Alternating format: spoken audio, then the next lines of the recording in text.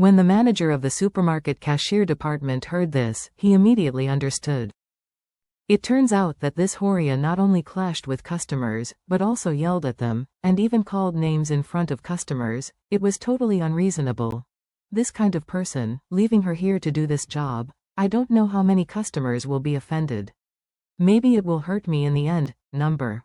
This kind of person, I must let her go right away. Thinking of this, the cashier manager said sharply without hesitation, Ms. Horia, I kindly asked you to be a temporary worker. I didn't expect your attitude towards customers to be so bad. In that case, I don't think you need to do it anymore. Get out the cash register key, take off your vest now, and leave immediately. Horia collapsed. She thought to herself, I came here early in the morning to find a job, and spent the whole morning exhausted. It seems that it's almost time for the lunch shift to eat, and I was looking forward to going to the staff canteen for a violent meal and filling my stomach. I didn't expect to be fired by the manager. In this way, not only I will miss my lunch at noon, but my salary of 150 yuan a day will also be gone. Thinking of this, Horia cried and pleaded, Manager. I beg you, the manager, don't fire me. I'm waiting for this job to support my family. With that said, Horia hurriedly grabbed the manager's arm and choked, Manager, my husband and my son are paralyzed in bed at home. They haven't eaten a bite of food from yesterday to now, just waiting for me to make some money. Go home and buy rice for cooking. I beg your mercy, please spare me this time, I will never dare any more, the manager said contemptuously. Horia, you are too good at making up stories. The front foot said that the client is your little uncle, and the back foot said that your husband and your son are paralyzed in bed at home. What age are these? Is there such a miserable family? What are you talking about here? Horia cried and said, Manager. I really didn't bully, manager. After that, she looked at Jacob and cried and said, Jacob, I beg you to be honest with the manager and beg for me. Your brother and Harold are now crippled. I have to rely on this pay to feed them. Jacob curled his lips. You are really interesting. Is it interesting to be always messing around here? Just now, for no reason, you said that I was your little uncle. Now you have another brother for me? Isn't it over? The manager reprimanded loudly and angrily. Horia, if you don't get out, I will let the security guard drive you out. Horia saw that the matter was irreversible. She gave Jacob a bitter look and then said to the manager, If this is the case, please settle the morning salary, 105 a day. I did this all morning. You have to give me an 80 or 100, right? The manager immediately scolded, I found that you are really not so thick-skinned. You have to do the job like this, and you still have the face to ask me for money? Get out. Get out, Horia annoyed and said, If you don't give me money, then I won't leave. After all, she turned off the computer at the cash register, and then stood on the spot with her hands on her chest. If he didn't give her money, she would not go anywhere and follow it to the end. At this time, the manager directly called several security guards and blurted out, Take off the vest from this woman, and get her out. Several security guards stepped forward without saying anything, set up Horia and dragged her out abruptly. Horia collapsed and shouted, Why are you dragging me out? Why don't you pay me the salary?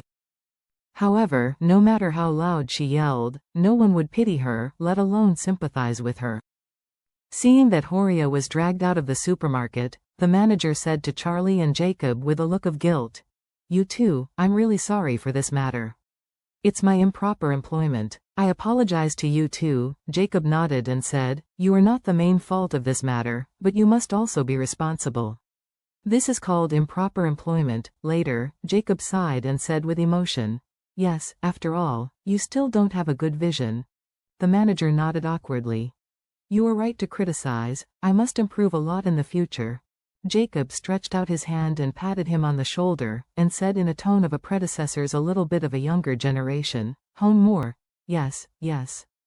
The manager kept nodding, and then hurriedly greeted a cashier who had just returned from a shift after eating, and said, Boy, hurry up and settle the accounts for these two guests. It has been a long time for them. The cashier hurried over, turned on the computer, and paid for Charlie and Jacob.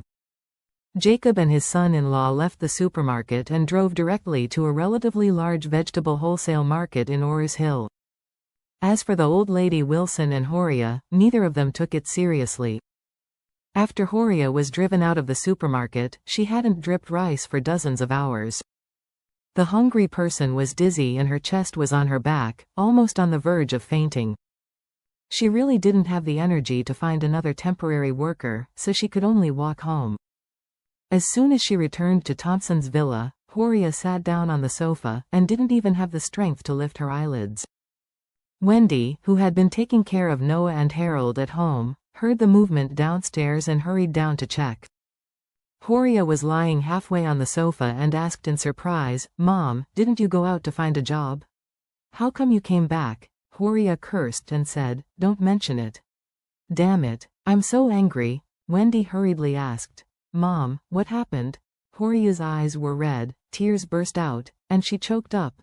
"I went out with your grandma to find a job, and found that the supermarket is now recruiting a large number of temporary workers, and the wages can be settled daily, so we went in and consulted. Your grandma is old. She was asked to go to the vegetable area to help customers pull plastic bags and let me be a cashier." Speaking of this, Horia was sobbing and crying emotionally. "Who knows, I met Jacob and Charlie, two bastards who had shopped thousands of yuans. I lost all my work." Quote. As soon as Wendy heard this, she gritted her teeth angrily. They are too much too. How can they deceive people so much? After that, she hurriedly asked, "Mom, did they pay for this half day? If you want to, you will give me some first. I will buy some steamed buns, and then go to the small restaurant to fry 2 dishes and bring them back." At this point, Wendy's eyes were red, and she whimpered, "Dad and brother have been hungry and crying in bed for several times. It's so pitiful." Horia burst into tears when she heard this, and said with a beating, "I blame Jacob, that bastard. I was kicked out by the manager and worked all morning without paying me a penny.